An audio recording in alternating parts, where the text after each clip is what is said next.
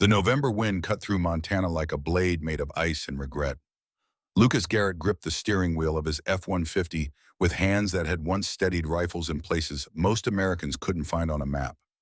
Now those same hands just tried to hold steady against the memories that wouldn't stop coming. 43 years old, 14 years in the Navy, 8 months since he'd walked away from the only life he'd ever known how to live. The road stretched ahead like a ribbon of cracked asphalt threading through wilderness that didn't care about his past. Dense pine forests crowded both sides, their branches heavy with early snow. The kind of empty that looked peaceful in photographs, but felt suffocating when you were running from yourself. In the passenger seat, Ranger sat with the perfect stillness of a weapon at rest. 7 years old, German Shepherd. Black and tan coat that caught the afternoon light filtering through the windshield. The scar beneath his left ear was a pale line where shrapnel had carved away fur and flesh in Syrium, the same mission that had ended both their careers in blood and fire, and the kind of screaming that echoed in dreams. Ranger's eyes tracked the landscape with methodical precision. Not nervous, not excited, just aware. That was the difference between a pet and a partner who'd been trained to find explosives in the dark while mortars turned the night into fire. Lucas had bought 40 acres sight unseen, a realtor's listing filled with words like secluded in pristine wilderness and perfect for someone seeking solitude. What the listing really meant far enough from civilization that nobody would ask questions about the man who wanted to disappear. The GPS announced their arrival in a voice too cheerful for the weight Lucas carried. Millbrook, Montana, population 2,800, one main street, 3 churches, a diner that had probably looked exactly the same since 1974. Lucas pulled into the gravel lot of Marlene's place, a converted railroad car that someone had welded to a foundation and called a restaurant. The sign above the door showed a steaming coffee cup painted by someone who understood that perfection wasn't the point, warmth was. He sat in the truck for a moment, hands still on the wheel. Through the fogged windows, he could see people inside. Normal people. People whose biggest decision today was probably whether to order the meatloaf or the chicken fried steak. People who hadn't watched their teammates bleed out in the sand because someone had made a call and that someone had been him. Colin Martinez. Their names were carved into his chest deeper than any tattoo. 2 men with families who would spend every Thanksgiving and Christmas and birthday with empty chairs at the table because Lucas Garrett had trusted intelligence that turned out to be 3 days old and fatally wrong. "Come on, boy." Ranger was already moving before Lucas finished speaking, dropping from the truck with the economical grace of an athlete who never wasted energy. The dog positioned himself at Lucas's left side automatically, not heeling like a show dog working, scanning, assessing threat levels in a Montana diner parking lot the same way he'd assess them in villages where every doorway could hide death. The bell above the door chimed as they entered. Conversations didn't stop, but they stuttered. Eyes tracked the man in the olive field. Jacket worn soft at the elbows, the flannel shirt in red and black that had seen better years, the military posture that couldn't be trained away, even when everything else had been stripped down to nothing. Lucas chose a booth in the back corner. Ranger settled beneath the table without being told, his body angled outward, placing himself between Lucas and the rest of the diner. Even in retirement, some instincts ran too deep to question. A woman approached with a coffee pot and a face that had weathered 70-plus years into something kind. Her name tag read Marlene in fading script. Gray hair pulled back in a practical bun. Eyes that had seen enough of life to recognize when someone was carrying more than they could hold. "Coffee, hon, please." She poured without ceremony, the stream of dark liquid hitting the cup with the sound of something dependable in a world that wasn't. "You military was. And thank you for your service." The words were automatic, but she meant them. He could tell the difference. 43 years of reading people's eyes, of knowing when someone was lying before they finished the sentence. Somewhere to be for Thanksgiving next week. Lucas looked out the window at the snow starting to fall. "Working on it." Marlene nodded like she understood the difference between having a destination and having somewhere that wanted you there. "Burger's good, so's the pie. Coffee's unlimited and strong enough to keep you awake till next Tuesday." "Burger," and he glanced down at Ranger. "You mind? For the dog? Honey, I've been feeding strays and soldiers for 40 years.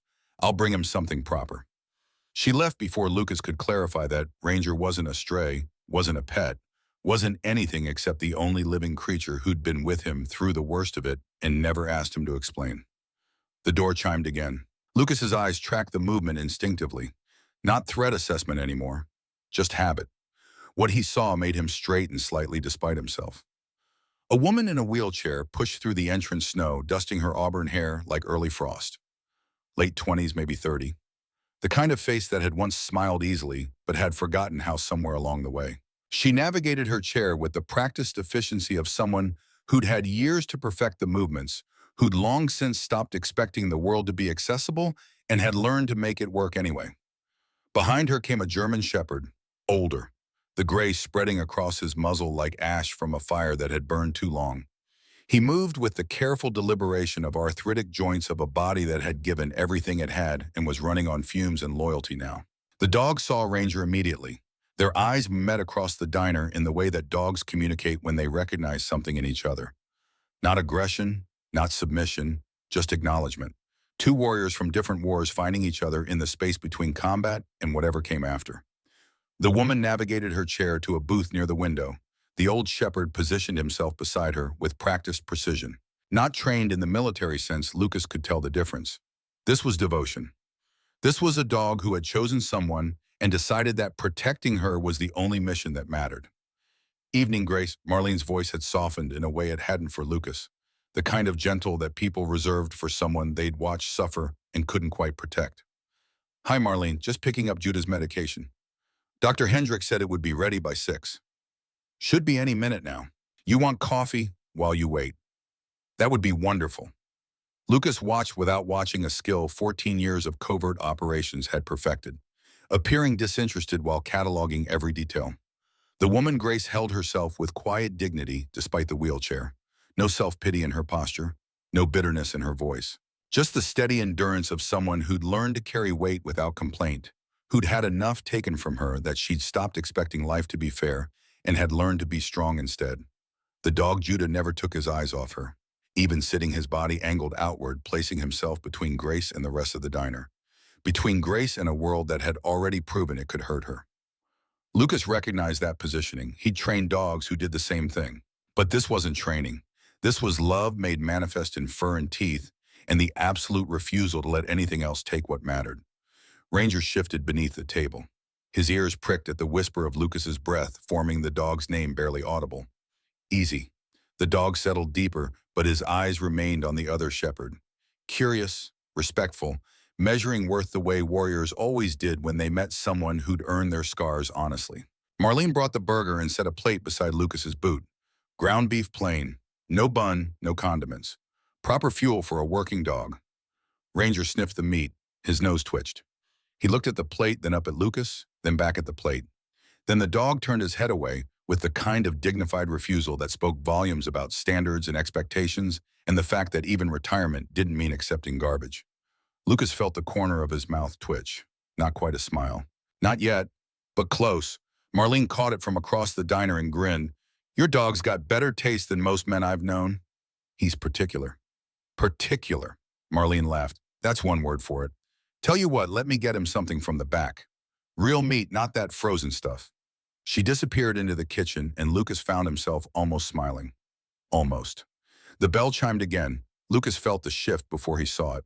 The air in the diner changed the way air changed when something dangerous walked into a room. Pressure dropping, tension rising.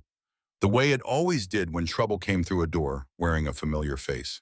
The man who entered was early 30s, handsome in a desperate way. The kind of good looks that had probably opened doors when he was younger, but had started to curdle with whatever weight he carried now. His hair was dark, pushed back carelessly. His coat had once been expensive, but now showed signs of neglect. Coffee stains on the cuff, a button missing the hem, starting to fray. His eyes held the restless energy of someone running from something that was gaining ground. Grace's reaction was immediate and visceral. Her spine stiffened. Her hands clenched on the armrests of her chair, hard enough that her knuckles went white. Judah rose slowly to his feet, a low growl building in his throat like distant thunder, promising a storm. There you are. The man's smile was too wide, too bright. The smile of someone trying to convince himself, as much as everyone else, that everything was fine, that the walls weren't closing in, that the water wasn't rising past his chin. Lyle, Grace's voice was flat. All the warmth she'd shown Marlene had drained away, replaced with something cold and careful. What are you doing here? Can a brother check on his sister? Lyle moved toward her booth, ignoring the growling dog with the kind of confidence that came from a lifetime of dismissing warnings until they became disasters, especially when she won't return my calls. I've been busy, too busy for family. He slid into the booth across from her without invitation, without permission, without any of the courtesy that should exist between siblings who actually cared about each other. That hurts, Grace. That really hurts. Lucas watched Judah's hackles rise. The old dog's eyes never left Lyle, tracking every movement with predatory focus. This was a boy who'd made a decision about this man a long time ago and was just waiting for permission to enforce that judgment. What do you want, Lyle? I want to talk about the property, about Mom and Dad's wishes. We've talked. The answer is still no. Grace. Lyle leaned forward, voice dropping to something that might have been concern, but felt more like threat. I'm trying to help you here. The market is good right now. We could split the proceeds. The house isn't for sale. It should be. His voice hardened, frustration bleeding through the veneer of brotherly concern.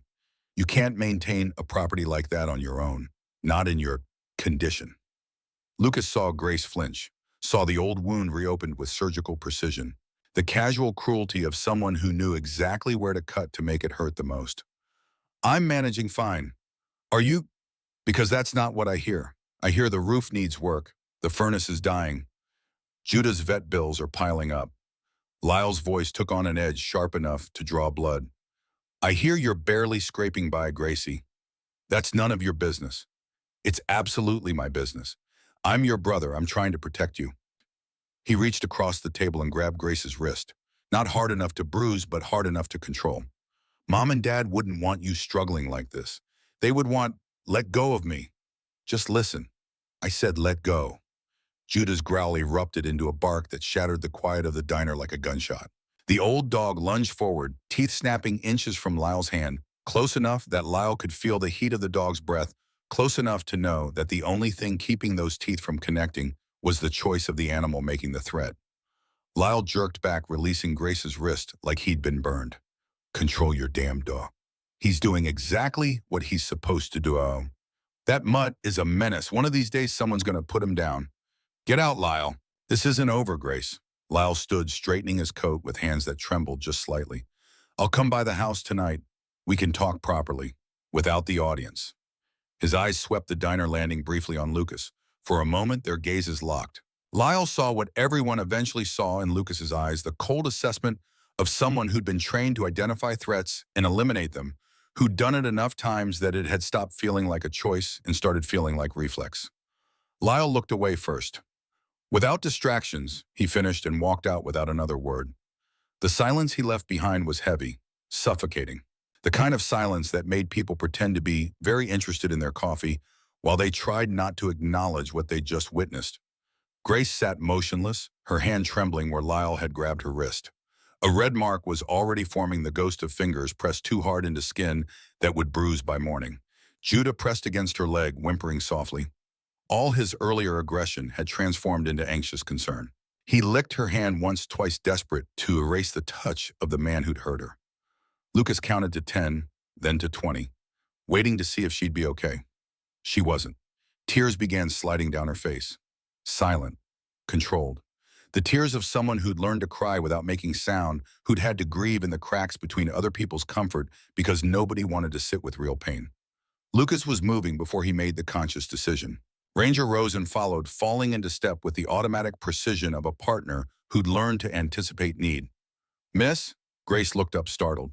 She wiped her eyes quickly with the back of her hand, trying to erase the evidence of vulnerability. I'm fine. Sorry, I didn't mean to. You didn't do anything. Lucas stood at a respectful distance, giving her space, giving her the choice to send him away if that's what she needed. Is there someone I can call for you? There's no one. The words came out before she could stop them. Raw, honest, the kind of truth that slipped out when defenses were down and there wasn't energy left to maintain the lie that everything was manageable. There never is. The admission hung between them, naked and painful. May I sit? Grace hesitated. Her eyes moved from Lucas to Ranger to Judah, who had stopped whimpering and was now watching the other dog with something that looked like recognition. Finally, she nodded. Lucas slid into the booth Lyle had vacated. Ranger settled beside Judah, and the two dogs exchanged the quiet understanding of creatures who recognized shared purpose. Two shepherds, two protectors, two warriors who'd given everything to keep someone safe and would do it again without hesitation. I'm Lucas. Grace. She managed a weak smile that didn't reach her eyes. And this is Judah. He's loyal. I can see that. He's the only one who is. The words were bitter, not directed at Lucas, directed at a world that had taken and taken and taken until there was almost nothing left. Lucas didn't push. He just waited the way good interrogators waited, not with pressure but with patience, creating space for truth to fill the silence. That was my brother, Grace said finally. Lyle, we used to be close. Before. Before what? Before everything. She shook her head. I'm sorry, you don't need to hear my problems. You're just passing through. Actually, I'm not passing through. I bought land here. 40 acres about 15 miles north. Grace looked at him, really looked for the first time, took in the military posture that couldn't be trained away, the olive field jacket worn soft with age, the flannel shirt underneath, the tactical boots that had walked through the sand and blood and places that turned men into ghosts. You're military. Was, Navy, 14 years, just got out 8 months ago. Why? Lucas glanced at Ranger. The dog's scar was visible in the diner's fluorescent light, a permanent reminder of the day everything had gone wrong. My partner got hurt. We decided it was time to stop asking both of us to keep bleeding. Grace's eyes softened. I understand that more than you know. She paused, deciding something. Then, 3 years ago, truck accident on Highway 93. My husband Ethan was driving. He died on impact. I woke up in the hospital and they told me I'd never walk again. Her hand dropped to Judah's head. The dog leaned into her touch like it was the only thing anchoring him to the earth. Judah was Ethan's dog. He was supposed to be a K9 for the fire department. Ethan was a firefighter. But Judah washed out of certification. Too sensitive to loud noises during the final tests. Too emotionally attached to his handler. She smiled sadly. Ethan said that was exactly why we needed him. Good dog, Lucas said quietly. The best. Grace's voice cracked. That's why Lyle scares me. He knows that hurting Judah would be the same as hurting me, and Lyle's desperate. Desperate people do desperate things. What does he want? The house, the property my parents left me. They gave it to me because I was the one who took care of them when they got sick. Lyle got cash. He burned through it in 6 months on some business venture that went nowhere. Her hands twisted in her lap. Now he owes people money. Bad people. He thinks if he can sell the property, he can make it all disappear. And if I won't sell, then he keeps coming, keeps threatening, keeps pushing. Yes, her voice dropped to a whisper, and I don't know how much longer I can hold on. Lucas looked at this woman he'd known for 20 minutes, at her dog gray and old but still willing to fight for her, at the bruise already forming on her wrist where her own brother had grabbed her. Where are you staying tonight? The farmhouse, about 20 minutes outside town. Alone? Judah will be with me. That's not what I asked. Grace met his eyes. Mr. Garrett. Lucas? Lucas, I appreciate your concern, I do, but this isn't your problem. You're just a stranger who's... She stopped. You just got here. Strangers don't have history, Lucas said quietly. Sometimes that makes them the only ones who can help. What are you saying? I'm saying I need a place to stay while I figure out the land situation. I'm saying you probably have a barn that's warmer than the back of my truck. And I'm saying your brother mentioned coming by tonight. He leaned forward slightly. You shouldn't be alone when he does. You do that, stay at a stranger's house. In the barn with my dog. Far enough away to be appropriate, close enough to hear if something happens. Lucas held her gaze. Your brother is coming tonight. You shouldn't face that alone. Why would you do this? You don't know me. Lucas thought about his mother's funeral, the one he'd missed because he was deployed. About the years he'd stayed away because facing home hurt more than facing combat. About Cole and Martinez and the weight of decisions that couldn't be unmade. Because I've spent 14 years fighting enemies who wore different uniforms. And I'm tired of watching the ones wearing familiar faces win. Grace was quiet for a long moment. Under the table, Judah had settled beside Ranger. The two dogs resting against each other with easy companionship, the way soldiers did, when they recognized that the person beside them had been through the fire and come out scarred but standing. One night, she said finally, just to be safe. One night. But even as Lucas said the words, something told him one night would become more because men like Lyle didn't stop until they got what they wanted or something made them stop. And Lucas Garrett had spent his entire career being the thing that made men stop. The drive to the farmhouse took 20 minutes through roads that were more snow than asphalt.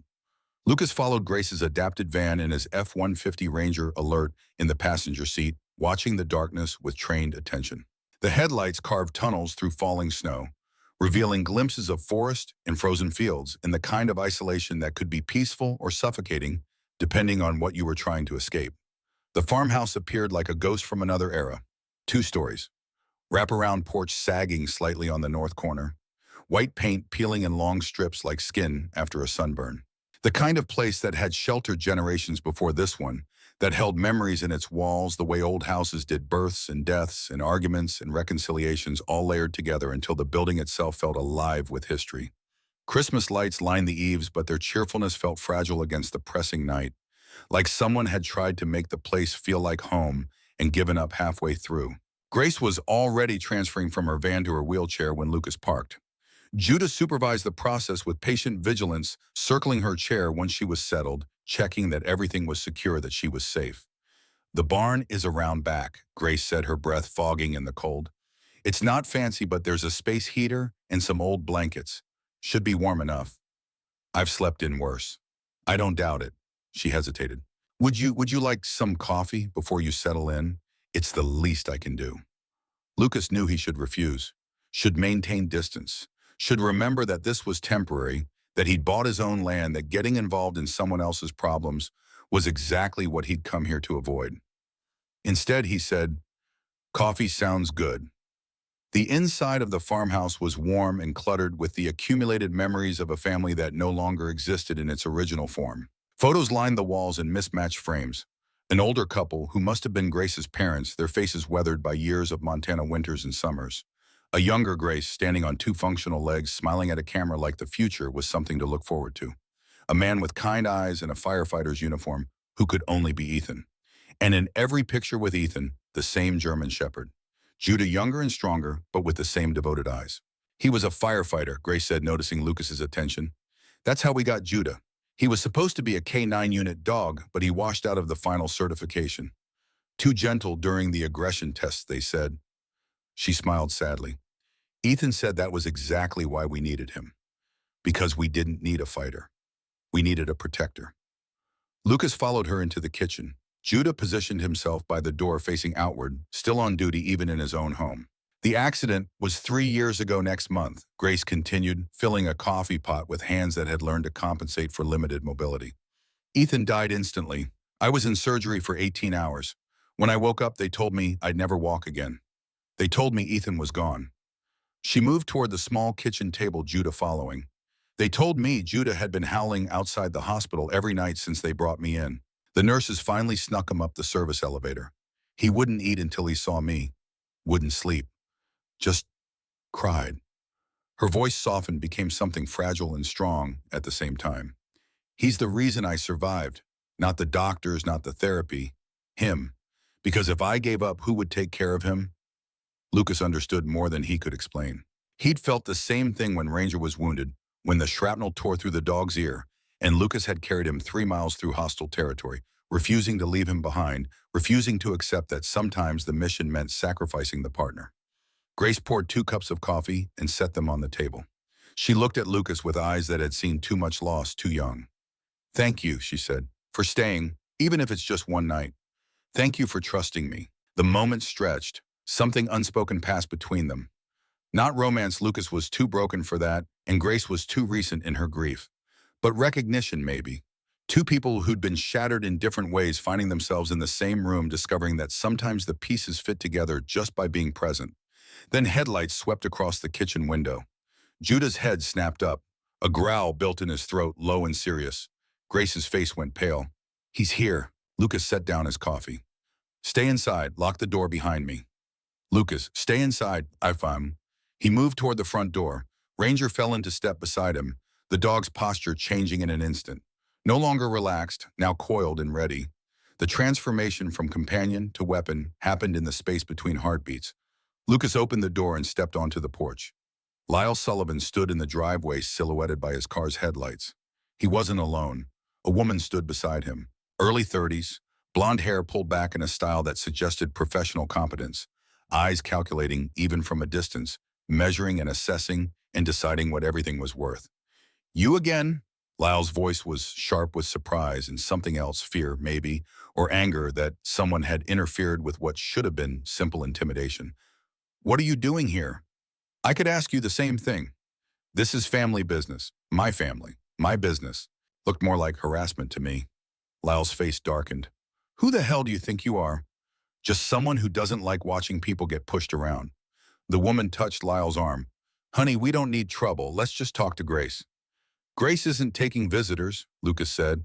His voice was flat, conversational. The tone of someone who'd had this type of conversation before and knew exactly how it would end. Especially not ones who grab her hard enough to leave bruises.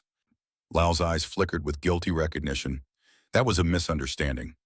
Was it because from where I sat it looked pretty clear? Listen, soldier boy. SEAL, not soldier. There's a difference.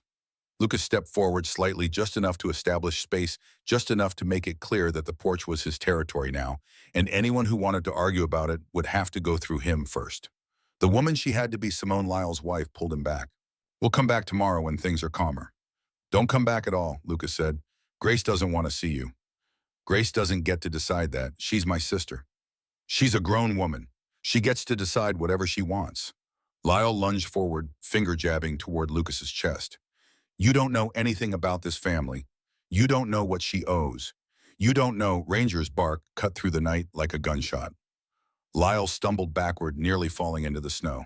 The German shepherd stood at Lucas's side, teeth bared, every muscle rigid with controlled aggression.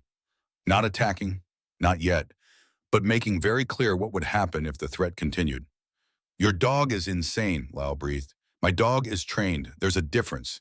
And right now he's reading your body language and deciding whether you're a threat. Lucas's voice remained calm. I'd recommend convincing him you're not. Simone pulled Lyle toward the car. Let's go. This isn't worth it.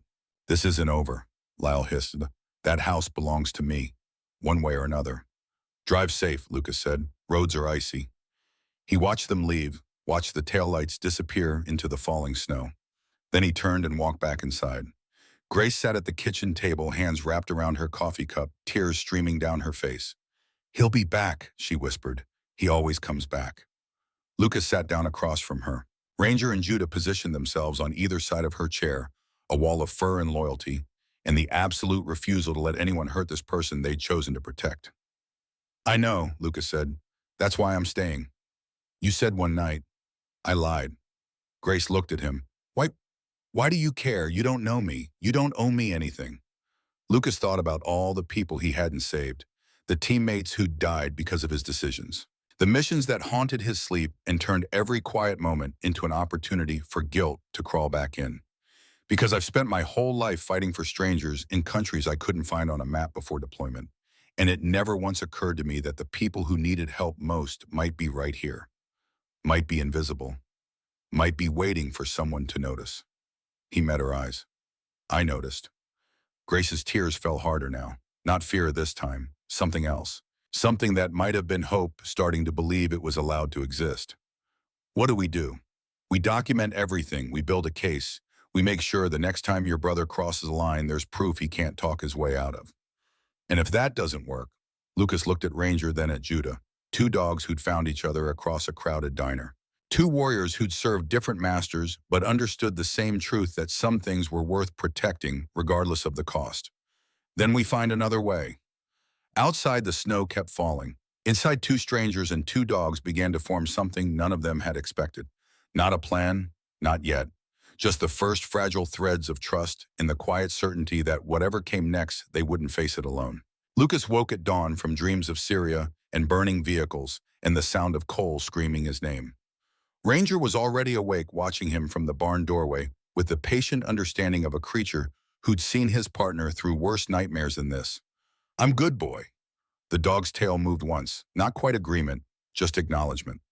Lucas pulled on his boots and stepped out into morning cold, sharp enough to burn his lungs. The farmhouse stood silent in the gray light, smoke rising from the chimney, where Grace had already started a fire.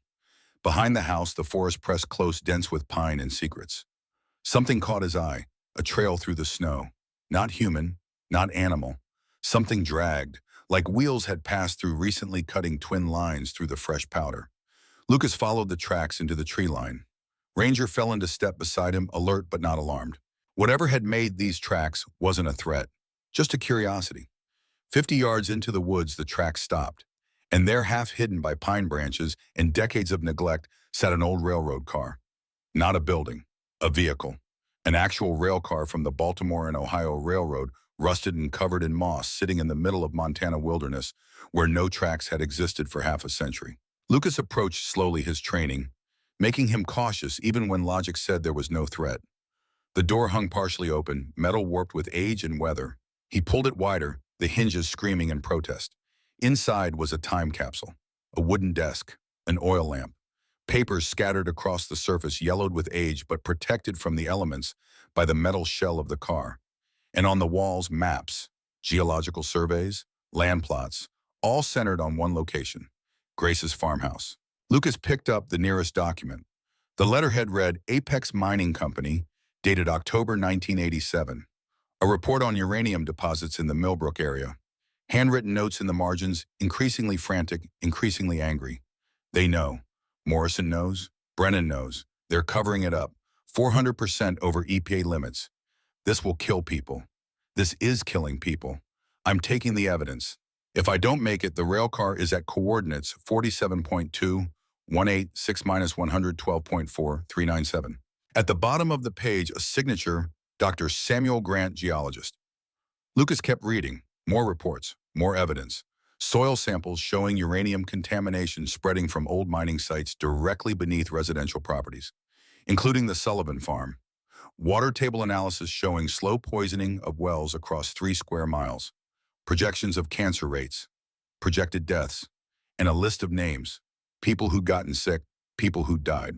People whose deaths had been attributed to natural causes, or bad luck, or God's will, when the real cause had been buried under paperwork and payoffs, and the kind of corruption that happened when money meant more than lives.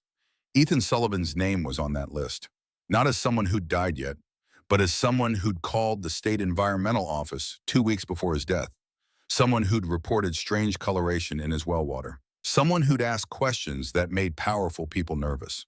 Lucas felt ice settle in his chest. He photographed everything, every document, every map, every piece of evidence that Dr. Grant had hidden in this rail car 37 years ago, evidence that had waited like a time bomb for someone to find it.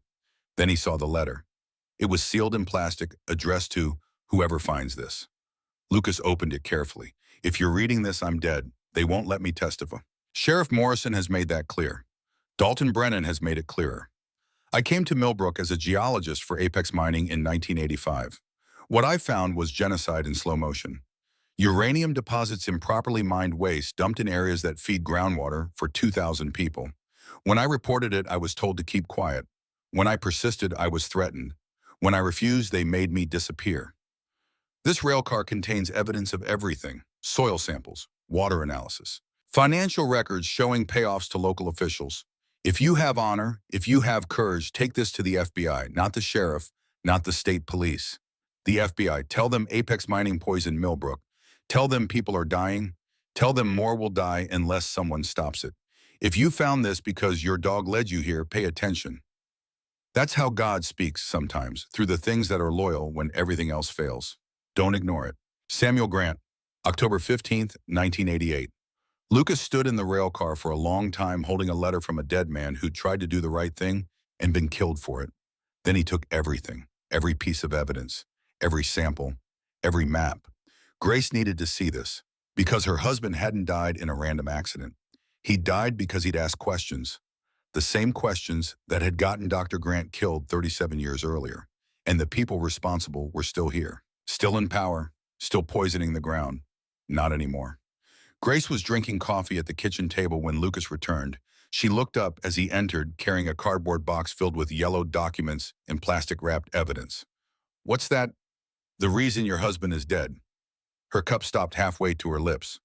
What? Lucas set the box on the table. There's a rail car in the woods behind your house. It's been there since 1988. A geologist named Samuel Grant hid evidence there before he was killed. Evidence that Apex Mining Company was poisoning the groundwater with uranium runoff. Evidence that people were dying because of it. Grace's face had gone pale. I don't understand. Ethan called the environmental office 2 weeks before he died.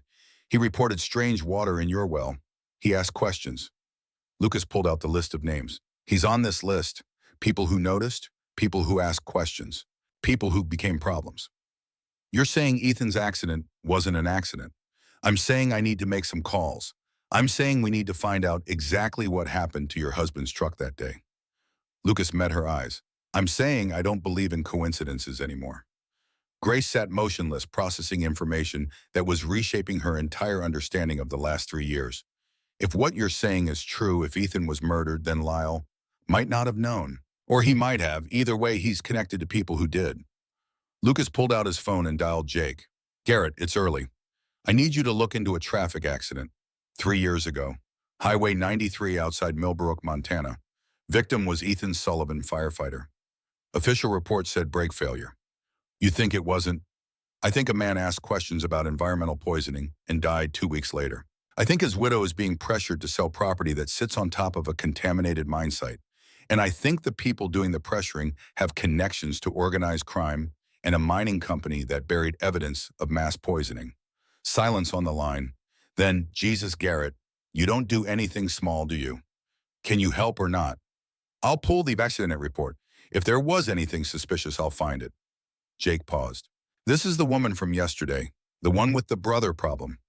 Yeah, you're getting attached. I'm doing my job. You don't have a job anymore. You retired, remember? Lucas looked at Grace at the dawning horror on her face as she read through documents that proved her husband had died for nothing more than caring about clean water. I'm doing what needs doing. Fair enough, I'll call you back in an hour. Lucas ended the call and found Grace staring at a photograph from the box. A group shot, men in hard hats standing in front of mining equipment. One of them was younger but recognizable. Same cold eyes, same calculating expression.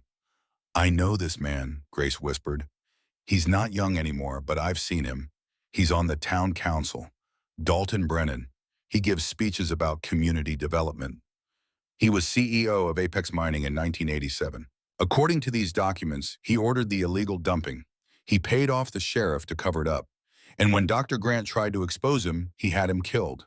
And he's still here, still in power. Not for long. Grace looked up at Lucas with something new in her eyes. Not just fear or grief, anger.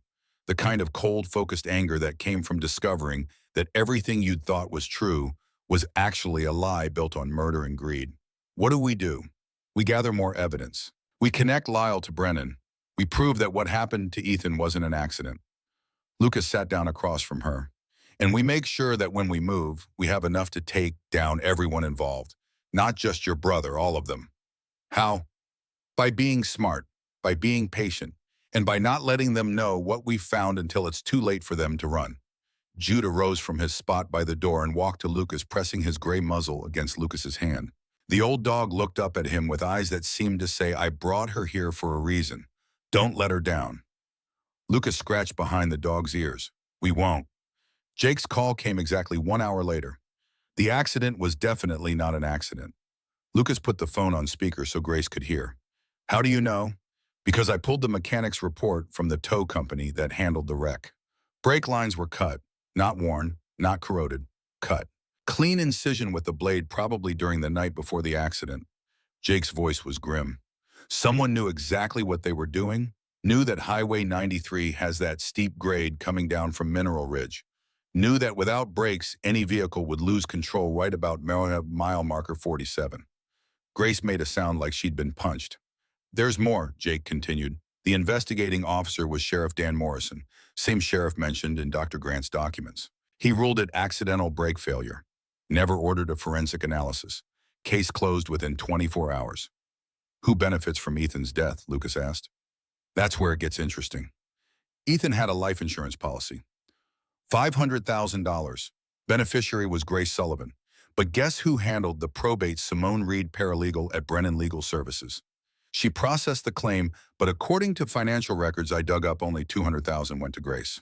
The rest went to an account controlled by Simone herself. Grace's hands were shaking. She stole from me, from Ethan's death.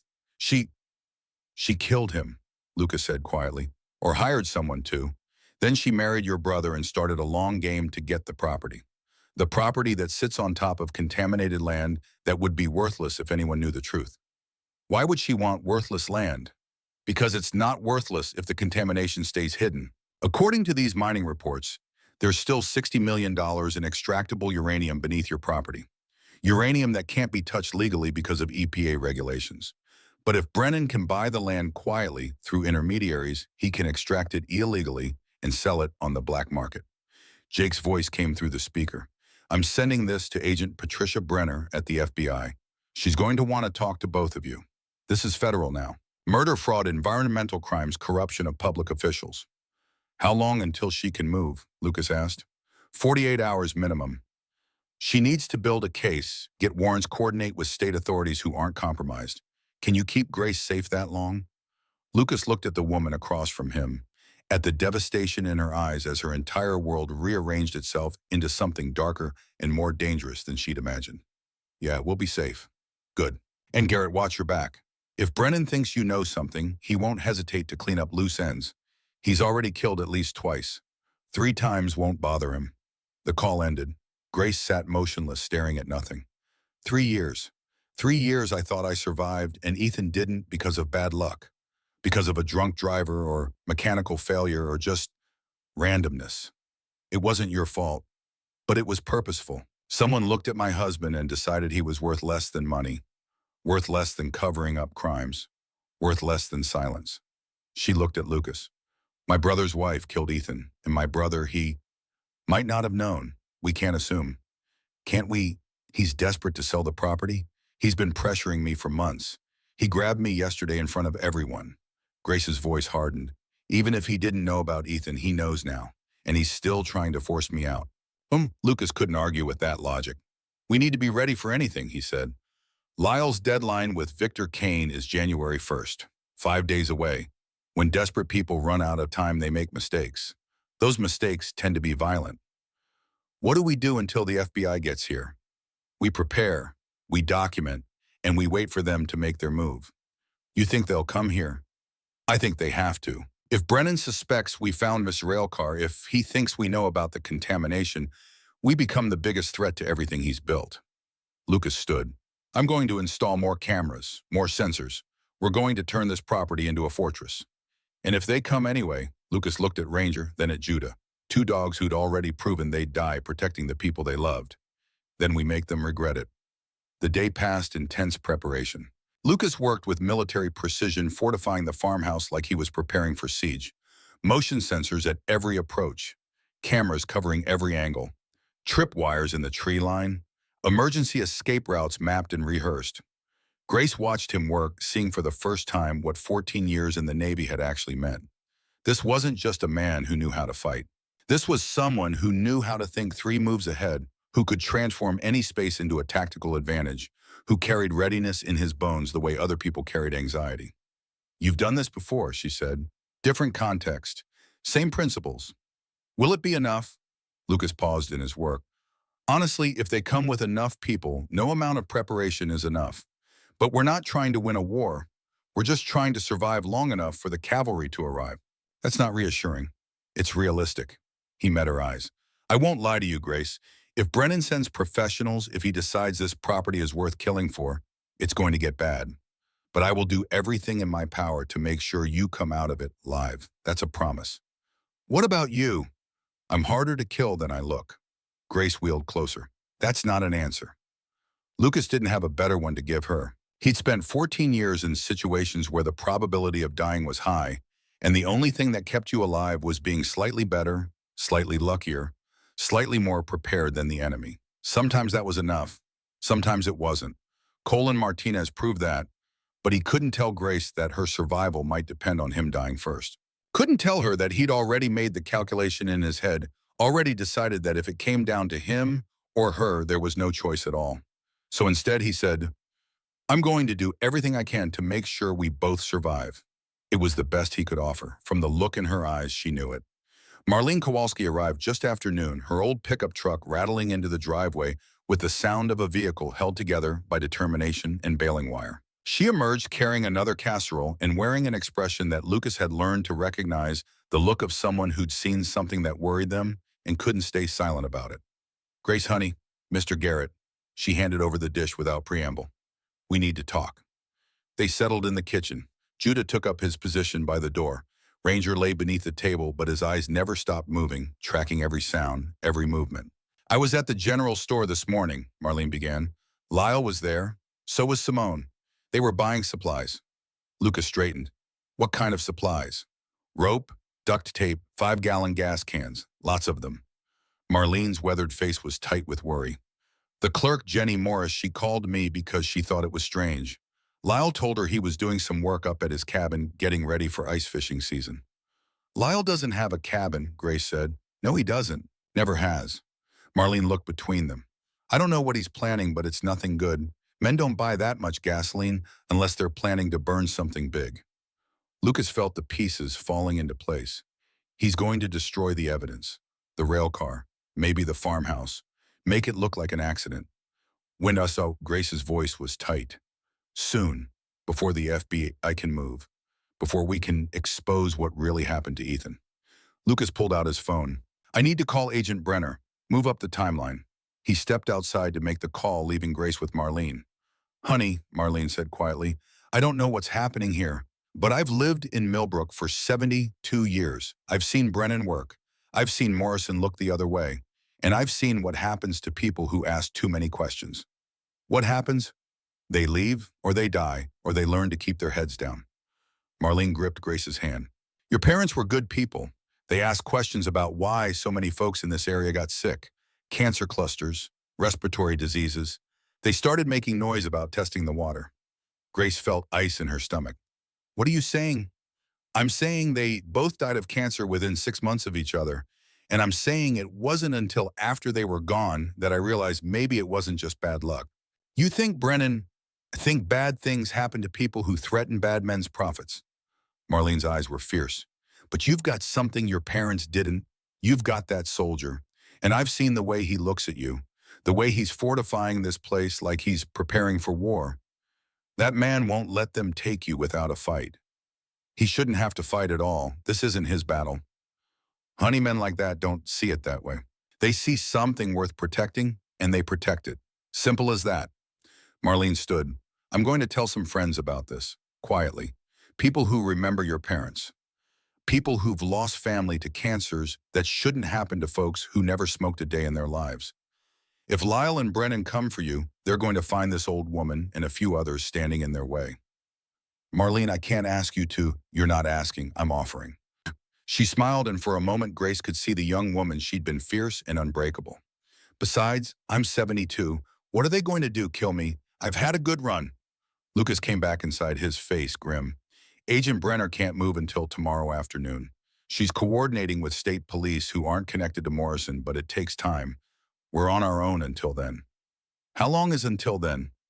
30 hours, maybe less if they expedite. Marlene nodded like this confirmed something she'd suspected. Then I'm staying. I'll sleep on the couch. Extra eyes, extra ears. Ma'am, I appreciate it, but if this goes bad, then I'm exactly where I want to be, fighting alongside people who deserve better than what this town has given them. Marlene's jaw set in a way that suggested arguing would be pointless. My grandson Caleb is coming too. He's 17, big for his age, and he knows how to handle himself. Marlene, hush, Grace. It's decided. She looked at Lucas. What do you need us to do? They spent the afternoon preparing. Lucas taught Marlene and her grandson Caleb the escape routes, the safe spots, the signals to use if things went wrong. He distributed cheap walkie-talkies bought from the general store, establishing communication protocols. Caleb was indeed big for 17, 6'2", and built like someone who'd spent his life hauling hay and fixing fences. He looked at Lucas with the kind of awe that young men reserve for warriors they hope to become. You were really a SEAL, Caleb asked. Was. That's so cool. Did you kill terrorists and stuff? I did my job. Lucas's tone made it clear the conversation was over. Caleb wisely changed the subject. My grandma says someone murdered Grace's husband. That true? We believe so. Man, Caleb shook his head. That's messed up. Who kills someone over land? People who care more about money than lives. Are they coming here? The people who did it? Lucas looked at the young man, at the eagerness mixed with fear, at the desire to help, mixed with the very rational terror of someone who'd never faced real violence before. Probably, if they do, your job is to protect your grandmother and Grace. Get them out. Get them to safety. Don't try to be a hero. What about you? I'll handle the rest. By yourself. Lucas looked at Ranger lying in a patch of afternoon sunlight, completely relaxed but ready to explode into action at a moment's notice. Not by myself. Night fell like a curtain dropping on a stage. Lucas positioned himself in the living room with all the lights off, eyes adjusted to darkness, ears tuned to the silence that filled the spaces between wind and creaking wood. Ranger lay at his feet. Judah was with Grace in her bedroom down the hall. Marlene and Caleb slept upstairs, as ready as civilians could be for violence that might never come. Lucas had spent enough time in combat to know the difference between the silence before an attack and the silence of a quiet night. This was the former. The air felt wrong. Too still. Too heavy. Like the whole world was holding its breath. At 11:47, the first sensor triggered. Lucas's phone buzzed silently. North perimeter. Movement. Multiple contacts. He keyed the walkie-talkie. Grace, wake up. They're here. Her voice came back steady despite what she must be feeling. I'm ready. Marlene, awake. Caleb's with me. Stay upstairs until I give the all clear or tell you to run. Do not come down. Understood. Lucas moved to the window. Through the falling snow, he could see them. Black shapes against white ground. Moving with the confidence of people who'd done this before, but not the discipline of professionals. He counted. 8, 9, 10, no 12. More than he'd hoped for. Fewer than he'd feared. The lead figure was immediately recognizable, even in darkness. Lyle, moving with the jerky desperation of someone who'd run out of options and time. Behind him, Simone, directing, orchestrating, the brain behind the muscle. And behind them all, hanging back near the vehicles, a figure Lucas didn't recognize. Older, expensive coat. The kind of man who gave orders and expected them to be followed. Dalton Brennan. Come to watch his problems get erased. Lucas keyed the radio. Grace, I need you to record this, everything that happens. The cameras will get most of it, but I need audio too. Can you do that? Yes. Good. No matter what you hear, no matter what happens, you keep recording. That recording is the evidence that takes these people down. Understand? I understand. Good girl. The attackers split into groups. 4 toward the front door, 4 around back. 2 toward the barn, probably planning to set it on fire first. Create confusion. Drive everyone out into the open. Standard terror tactics, designed to work on people who panicked. Lucas had stopped panicking in combat zones a decade ago. He let them reach the doors. Let them think they had surprise on their side. Let them bunch up the way amateurs always did, seeking comfort in numbers rather than tactical spacing. Then he sent Ranger out the back.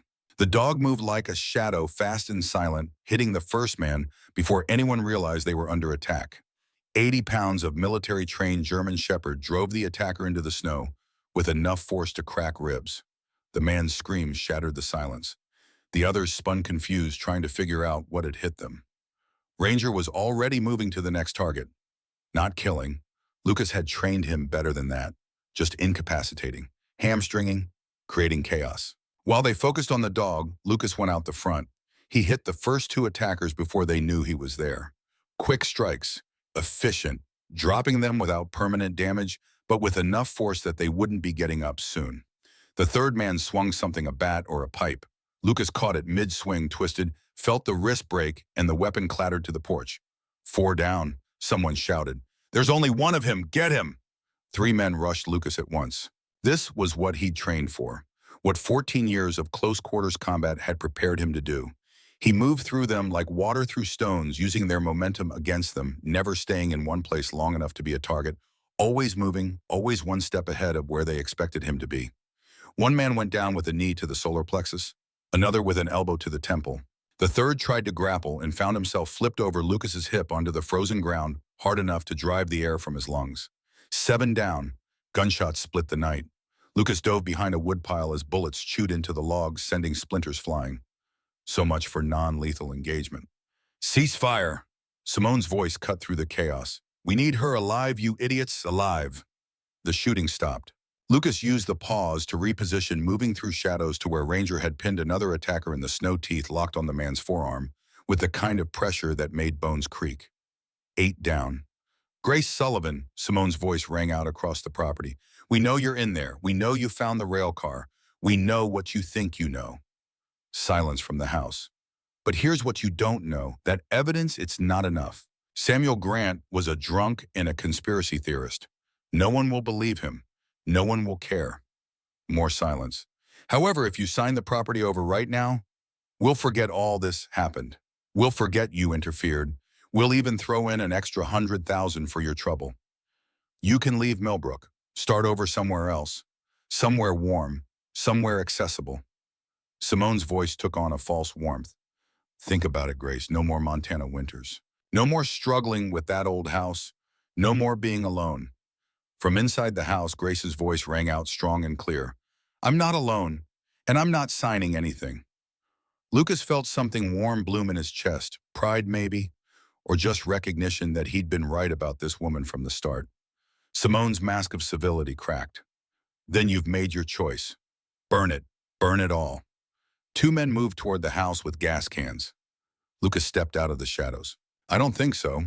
They turned, saw him, saw Ranger at his side, blood on the dog's muzzle from the men who thought they could hurt what he protected. Just walk away, Lucas said quietly. You've already lost. The FBI is coming. Everything you've done, everything Brennan ordered, it's all documented now. It's over. It's not over until we say it's over. Simone raised her gun, pointing it directly at Lucas. You should have minded your own business, soldier. Seal, there's a difference. Then several things happened at once. Headlights swept across the property. Multiple vehicles. Federal vehicles. Sirens wailing. The FBI had arrived early. Simone's face went white. No, not yet. You said, I lied about the timeline, Lucas said. Figured you might try something if you thought you had time. Agent Patricia Brenner emerged from the lead vehicle, flanked by a dozen federal agents in tactical gear. Simone Reed Sullivan, Dalton Brennan, you're under arrest for murder conspiracy, environmental crimes fraud, and about 15 other charges I'll add once I've read through all the evidence. Simone turned to run. Ranger cut her off, not attacking, just blocking, showing teeth, making it clear that running wasn't an option. She dropped her gun and raised her hands. Brennan tried to get back to his vehicle. Federal agents were already there, pulling him out, putting him in handcuffs while he sputtered about lawyers and rights and persecution. Lyle just stood there in the snow crying, I didn't know. I swear I didn't know about Ethan. Not until after. Simone told me it was an accident. She said, tell it to the judge, Brenner said. She walked over to Lucas. Nice work. Reckless, dangerous, completely against my advice. But nice work. They forced my hand. They usually do. She looked at the farmhouse. Your friend in there, yeah. She's going to need to give a statement. Probably several statements. This is going to be a long investigation. She'll cooperate. And you? Lucas looked at the house, at the warm light spilling from the windows, at the place that had stopped feeling like a temporary refuge and started feeling like something else. I'll be here as long as she needs me. Brenner smiled. Somehow I don't think that's going to be a problem. 3 days later, the full scope of what had been hidden began to emerge. Dr. Grant's evidence was just the beginning. Modern soil testing confirmed uranium contamination across 5 square miles. Water table analysis showed poisoning spreading toward town wells. Medical records, once properly analyzed, showed cancer rates in Millbrook 40% higher than state average. And financial records pulled from Brennan's office showed a conspiracy that went back decades. Payoffs to Sheriff Morrison, bribes to state inspectors, hush money to families who'd lost loved ones too quickly to unusual cancers. The town of Millbrook erupted into chaos and outrage. Morrison resigned before he could be arrested. The town council dissolved in disgrace. And Dalton Brennan, who'd given speeches about community and progress and Montana values, sat in a federal detention facility awaiting trial for crimes that would put him away for life. Grace's property was deemed uninhabitable due to contamination. But the federal government's buyout offer was generous, more than generous enough that she could buy anywhere she wanted, start over anywhere she chose. She chose to stay in Millbrook. This is my home, she told Lucas as they sat on what was left of the farmhouse porch. My parents died here. Ethan died for this place. I'm not letting Brennan drive me away from the only home I've ever known. The contamination. The EPA says it can be remediated. It'll take years, but it can be cleaned. They're already starting the process. She looked at him. I'm going to use the buyout money to fund it, turn the farmhouse into a recovery center, a place for people who've been hurt by corporate greed, by systems that failed them, by the kind of evil that wears a suit and hides behind law firms and shell companies. That's ambitious. I learned from a Navy SEAL that sometimes the best thing you can do is stay and fight. She smiled. I'm staying. I'm fighting. And I'm going to make sure what happened to my family, to Dr. Grant, to all those people who died without knowing why, never happens again. Lucas looked at this woman who'd been broken and put herself back together stronger, who'd lost everything and decided to build something from the ashes. You'll need help. Is that an offer? It's a statement of fact. You'll need security, site management, someone who knows how to deal with federal agencies and contractors and all the bureaucracy that comes with a project this size. And you know someone? I might. Lucas met her eyes. Depends on whether there's a place for a former SEAL who's tired of running and ready to build something that matters. Grace reached out and took his hand. I think I can find a place. They sat in comfortable silence watching the EPA crews work in the distance, turning poison into possibility. Ranger and Judah lay at their feet, two old warriors, finally at rest. 6 months later, the Sullivan Recovery Center opened its doors. The farmhouse had been completely rebuilt, decontaminated, transformed. Where there had been isolation and fear, now there were warm rooms filled with people who understood what it meant to lose everything and find the strength to start again. Veterans dealing with PTSD, families displaced by corporate malfeasance, whistleblowers who'd lost jobs and homes for telling the truth. They all found refuge here, found community, found proof that broken things could be mended if someone cared enough to do the work. Lucas stood on the new porch, watching the sun set over land that was slowly healing. Judah lay at his feet, grayer now, moving slower but still devoted to the mission of protecting Grace even as his body began to fail. Ranger was in the field with some of the residents running what looked like play, but was really therapy, teaching people who'd forgotten how to trust that some things could still be counted on. Grace wheeled out onto the porch, coffee in hand, and positioned herself beside Lucas. They'd developed a comfortable rhythm over the months. Morning security briefings, afternoon administrative work, evening silence on this porch, watching the light fade and the first stars appear. Marlene brought pie, Grace said. Claims we're all too skinny. We're not skinny. I told her that. She glared at me until I agreed to eat 2 slices. Lucas smiled. Marlene's hard to argue with. Most terrifying 72-year-old woman I've ever met. They sat in companionable silence. Judah's breathing was deep and steady, the sleep of a dog who'd finally accepted that the threat was over. I got a call from Agent Brenner today, Grace said. Yeah, Brennan's trial starts next week. They're expecting life without parole. Multiple counts of murder, environmental terrorism, corruption. The list goes on. Good. Simone took a plea, 25 years. She's testifying against everyone involved. Kane's organization, the mining company executives, even some state officials who knew and looked the way. Grace's voice was carefully neutral. And Lyle, he took a deal too. 15 years for conspiracy and fraud. He's giving up everything he knows. How do you feel about that? I don't know. Grace stared out at the sunset. Part of me still remembers the brother who taught me to ride a bike. Part of me knows that person doesn't exist anymore. Maybe never did. Lucas didn't offer platitudes. He'd learned that Grace didn't need reassurance that everything would be okay. She needed someone who understood that sometimes things stayed broken and you just learned to carry the pieces differently. Do you ever regret it? Grace asked suddenly. Staying, building this instead of disappearing into whatever you planned to disappear into. Lucas thought about Cole and Martinez, about the guilt that still lived in his chest like a second heartbeat. It hadn't gone away, probably never would, but it felt different now. Not lighter, just shared maybe, distributed across purpose and community, and the knowledge that every day here meant someone got help who needed it. No, he said, I don't regret it. Good. Grace reached out and took his hand, lacing their fingers together with the deliberate certainty that had defined everything she'd done since deciding to rebuild. Because I don't think I could have done this without you. You could have. Maybe, but I'm glad I didn't have to find out. The door opened and one of the residents stuck his head out. Young guy, maybe 25, missing his right leg below the knee from an IED in Afghanistan. Grace, we've got a call. Family asking about the program. Mom and 2 kids. Husband blew the whistle on defense contractor fraud. Lost everything. Tell them I'll be right there. She looked at Lucas. Duty calls. Go. I'll be here. I know you will. She wheeled inside, already shifting into the mode of director and advocate, and the voice that told frightened people they'd found a safe harbor. Lucas was left alone with Judah in the sunset in the quiet knowledge that for the first time since Syria, he was exactly where he was supposed to be. Judah's tail thumped once against the porch boards. "Yeah, boy, I know, we got lucky." The old dog's eyes opened amber and wise, filled with the understanding that came from years of watching humans struggle and survive and sometimes heal. From inside came the sound of Grace's voice, warm and encouraging, talking to someone who was probably broken and scared and looking for proof that life after trauma could be something more than survival. And Lucas thought about how he'd come to Montana to disappear and instead had found the one thing he'd stopped believing existed. Not redemption. That was too clean, too easy. Cole and Martinez were still dead. That would never change. But purpose, maybe. Connection. The knowledge that the rest of his life could mean something more than running from ghosts. The last light faded from the sky.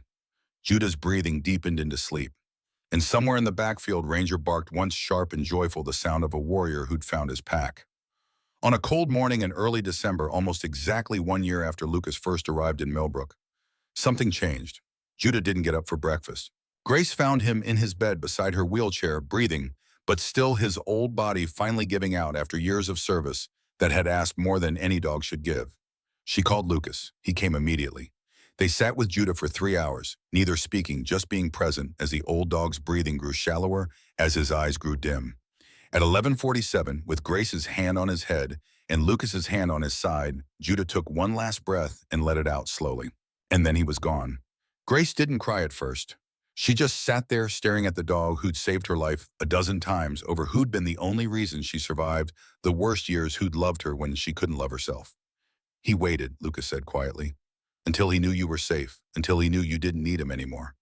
I'll always need him. I know, but he did what he came to do. Kept you alive, kept you fighting, made sure you found people who wouldn't leave." Then Grace cried. Not the silent tears of someone who'd learned to grieve alone, but the full racking sobs of someone who'd finally learned it was okay to let others see you break. Lucas held her while she cried. Ranger pressed against both of them, offering the comfort of presence. They buried Judah on a hill overlooking the recovery center, next to a marker for Ethan. 2 protectors, 2 warriors, 2 souls who'd given everything for the people they loved. Grace chose the epitaph herself. Judah failed, K9, perfect guardian, he never quit. For weeks after Grace was quieter than usual, going through the motions of running the center, but with a piece of herself carved out and buried on that hill. Lucas understood. He didn't push. He just stayed close. Made sure she ate. Made sure she slept. Made sure she knew she wasn't alone, even though the companion who'd been her anchor for 9 years was gone. One night, 2 months after Judah's death, Grace found Lucas on the porch. "I want to get another dog," she said. "Okay." Not to replace him. Nothing could replace him. But this place, what we're building, it needs a dog. The residents need that. The unconditional loyalty. The reminder that some things don't abandon you. "What kind of dog?" Grace pulled out her phone and showed him a photo. 2 German Shepherd puppies, 8 weeks old, from a K9 breeder in Wyoming. Brother and sister. Both from working lines. The breeder says they show promise for service work, but they're too sensitive for police or military. Too bonded to each other. Lucas looked at the photo, at 2 small faces that would grow into something strong and loyal and necessary. "What are you going to name them?"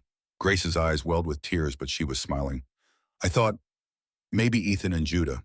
So they're always here, always part of this place." "They'd like that." "You think so?" "I know so." And they brought the puppies home the next week. Ranger met them at the door with the patient dignity of an elder warrior accepting new recruits. He sniffed them thoroughly, assessed their worth, and then lay down and let them climb all over him. Grace laughed for the first time in months, real laughter, the sound of someone remembering that joy could exist alongside grief. And Lucas, watching her play with the puppies while Ranger supervised with patient amusement, felt something in his chest loosen, something that had been clenched tight since Syria began to relax. He'd spent 8 months running from guilt, a year building something that mattered, and finally watching Grace smile while baby Judah chewed on her finger and baby Ethan fell asleep in her lap, he understood what healing actually looked like. Not forgetting, not moving on, not pretending the broken parts didn't exist, just learning to carry them differently, learning to build something strong enough that the weight didn't crush you, learning to accept that maybe possibly you deserve to feel something other than guilt. That night, after Grace had gone to bed and the puppies were asleep in their crate and Ranger had settled on his bed, Lucas walked to the hill where Judah was buried. The marker was simple, stone and metal, built to last. "I kept my promise," Lucas said to the grave. "She's safe. She's building something that matters. She's not alone." The wind whispered through the pine trees. "And I know what you're going to say, that I need to tell her how I feel, that I need to stop pretending this is just about protection and duty and obligation." More wind, like laughter almost. But what if she doesn't feel the same way? What if I'm reading this wrong? What if a sound behind him? Lucas turned. Grace was there in her wheelchair, bundled against the cold. "What if what?" she asked quietly. Lucas froze. "How long have you been there?" "Long enough to hear you having a conversation with my dead dog about your feelings." She wheeled closer. "So, what if what?" Grace sighed. "Because if you're about to say what I think you're about to say, what I've been hoping you'd say for about 6 months now, then you should probably just say it." Lucas looked at her. At this woman who'd survived everything the world could throw at her and come out stronger. Who'd lost her husband, her mobility, her family, her home, and still found the strength to build something beautiful from the ashes. "I love you," he said. Simple, direct, the way seals communicated when there was no room for misunderstanding. Grace's smile could have lit the darkness. "Took you long enough." "I wasn't sure." Lucas Garrett, "You are the smartest, most tactically brilliant, most frustratingly cautious man I've ever met. But when it comes to this, you're an idiot. I, I love you too. I have for months. I just didn't know if you were staying because you wanted to or because you felt obligated." "I'm staying because I can't imagine being anywhere else." "Good." Grace reached out and pulled him down so she could kiss him. "Because I wasn't planning on letting you leave anyway." They stayed on the hill for a long time holding each other while the stars wheeled overhead and the wind whispered through the trees. And if the wind sounded like an old dog's satisfied sigh, like a warrior who'd completed his final mission and could finally rest, neither of them mentioned it. But they both felt it. 5 years later, the Sullivan Recovery Center had expanded to 12 locations across 5 states. More than 2,000 families had found help within its walls. Legislation had been passed. Corporations had been held accountable. Lives had been saved. Grace stood at the podium during the center's anniversary celebration, Lucas beside her looking out at a room filled with people who'd survived the unsurvivable and learned to thrive. 5 years ago, Grace began, "I was alone in a farmhouse waiting to die. My brother wanted my property. My husband had been murdered. I'd given up on everything except my dog." She paused, composing herself. "Then a stranger got off a bus that had broken down, a Navy SEAL who'd come to Montana to disappear, who'd lost teammates in combat and carried guilt that wasn't his to carry, who'd decided that the only way to survive was to never stop moving." Her eyes found Lucas, but he stopped, for one night, then another, then he stayed, not because he was weak, but because he was strong enough to recognize that some things are worth fighting for, that some people are worth saving. That home isn't a place you leave, it's a place you build, together. The room erupted in applause. Lucas squeezed her hand. 5 years of building, 5 years of healing, 5 years of proving that broken things could be mended and broken people could be whole, and sometimes the worst moments of your life led directly to the best. They'd gotten married 2 years ago, small ceremony, just Marlene and a few residents and Agent Brenner who'd become something like a friend. No music, no fanfare, just two people who'd found each other in the dark and decided to walk toward the light together. After the celebration, they stood on the porch of the original farmhouse, now fully remediated and serving as the center's main administrative building. Ranger was gone now, buried on the hill beside Judah and Ethan. Old age had taken him peacefully in his sleep, the way warriors who'd served well deserved to go. But Judah II and Ethan II were there fully grown, now patrolling the grounds with the same devotion their namesakes had shown. "Do you ever think about that night?" Grace asked. "The night you first came to the farmhouse?" "Every day." "What do you think would have happened if you hadn't stayed?" Lucas thought about it, about the timeline where he'd said no, where he'd stayed in the barn for one night and then driven away to whatever empty destination he'd been aiming for. "I think you would have survived. You're stronger than you know." But, but I wouldn't have. I'd still be running, still trying to outrun ghosts that can't be outrun, still convinced that I didn't deserve anything except isolation and guilt. And now I know that sometimes the mission isn't over when you think it is. Sometimes it's just beginning. Grace leaned against him. I'm glad your bus broke down. Me too. And they stood together watching the sunset over land that had been poisoned and healed, over buildings that had been raised from contamination and loss, over a community that had formed from broken pieces and somehow become something stronger than the sum of its parts. Inside, they could hear laughter, residents telling stories, children playing, the sounds of life continuing despite everything that had tried to stop it. Sometimes, Grace said quietly, I think about Dr. Grant, about the letter he left in the rail car, about what he said about God speaking through days and loyalty and the things we almost ignore. Yeah, I think he was right. I think if Judah hadn't led us to that rail car, if Ranger hadn't been trained to notice things that were wrong, if two dogs hadn't recognized each other across a diner and decided their humans needed to meet, none of this would exist. Lucas thought about Ranger refusing to move past certain areas, about Judah pulling Grace toward the woods, about two military dogs who'd communicated in ways that seemed almost supernatural, but were really just the heightened awareness of creatures who'd learned to read a world humans couldn't see. Maybe that's how miracles work, he said. Not lightning bolts, not voices from the sky, just small nudges, loyal companions, the refusal of good things to let us ignore them. Maybe. They went inside as the stars began to appear. Ethan II greeted them at the door, tail wagging, ready to begin the evening patrol.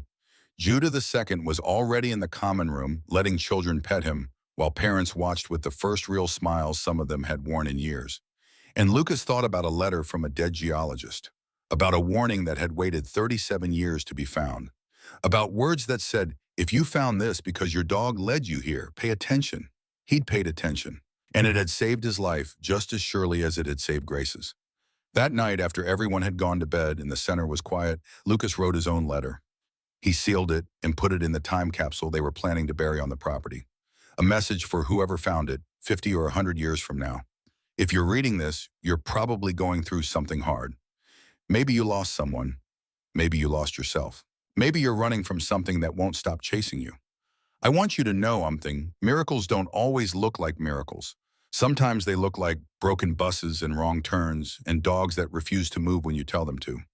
Sometimes they look like strangers who stay when they should leave. Sometimes they look like the hardest choice to make, but the right one anyway. If you have a companion, a dog or a person, or just a quiet voice inside that keeps nudging you towards something you're afraid to face, pay attention to it.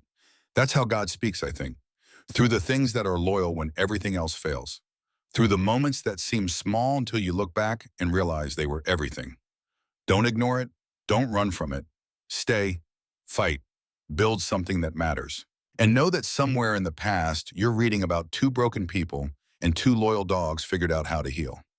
Not by forgetting what hurt them, but by transforming that pain into something that helped others. You can too. Lucas Garrett Sullivan, Recovery Center, Year 5. He sealed the letter and went to bed where Grace was already asleep with one hand resting on the side of the bed where Judah used to sleep. Lucas lay down beside her. Through the window, he could see the hill where three warriors rested. Ethan, Judah, Ranger. Three souls who'd given everything to protect what mattered. And he thought about how he'd come to Montana to disappear and instead had found the only thing that made life worth living. Not redemption. That was still too clean, too simple. Cole and Martinez were still dead. Some wounds never fully healed. But purpose, community, love. The knowledge that the rest of his life would mean something more than running from ghosts. Sometimes that was enough. Sometimes that was everything. Outside, Ethan II barked once, sharp and clear. The sound of a guardian announcing that all was well, that the perimeter was secure, that the people he'd sworn to protect could sleep safely one more night. Lucas closed his eyes, and for the first time in 6 years, he slept without dreams of Syria. Just peace, just warmth, just the quiet knowledge that he was exactly where he was supposed to be, home.